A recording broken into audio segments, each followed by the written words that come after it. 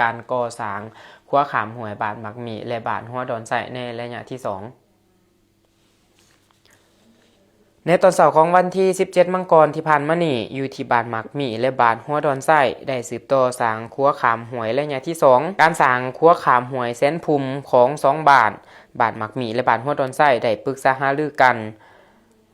ก่อสร้างขั้วขามห้วยแสนภูมิที่เปเพขึ้นใหม่ในระยะที่ 2โดยการร่วมมือทั้ง2บ้านได้ระดมทุนห้อนในการก่อสร้างโดยน้ำหนาผ้าทางโดยพระอาจารย์สาครพ้นเสียงสาเจ้าอธิการวัดบ้านใหญ่น้องแต่ขุมไส้สมบูรณ์เมืองจำปาสักพระอาจารย์แสงใสศูนย์ดาวเฮืองเจ้าอธิการวัดบ้านมากมีพระอาจารย์แสงสว่างเจ้าอินทวงศ์เจ้าอธิการวัดบ้านหัวดอนไส้ท่านคำบรสุวรรณพงศ์เลขาผักบาทในบ้านมากมีท่านศูนย์มาลาพันธ์เลขาผักบาทในบ้านหัวดอนไส้พร้อมด้วยเฒ่าแก่แนวโฮมและประชาชนทั้ง2บ้าน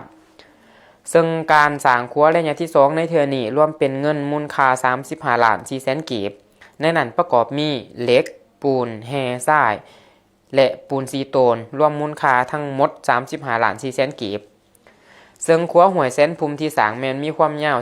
19.80 เมตรกว้าง 4.5 เมตรและสูง 6.5 เมตรส่วนท่านใดที่สนใจประกอบส่วนร่วมทุนร่วมในการก่อสร้างครัวแห่งนี้สามารถติดต่อพัวพันได้ที่หมายเลขโทรศัพท์98465452หรือ99620426ที่หนึ่งอันนี้ก็ข้าพเจ้าในนามนายบาทขอขอบคุณขอบใจมายังญาติพี่น้องที่อยู่ไกลและใกล้ที่ว่าอะไรประกอบส่วนขึ้นทอดให้แก่พวกข้าพเจ้าทั้ง2บาทเนาะแต่ถามว่าพี่น้องๆจะประกอบส่วนเติมก็แม่นถือว่าประกอบได้เนาะตามบัญชีของพระอาจารย์เนี่ยเนาะอยากให้โอนเขาทั้งพระอาจารย์แสงใสศูนย์ดาวเฮืองเฮาอันนี้เป็นการประกอบส่วน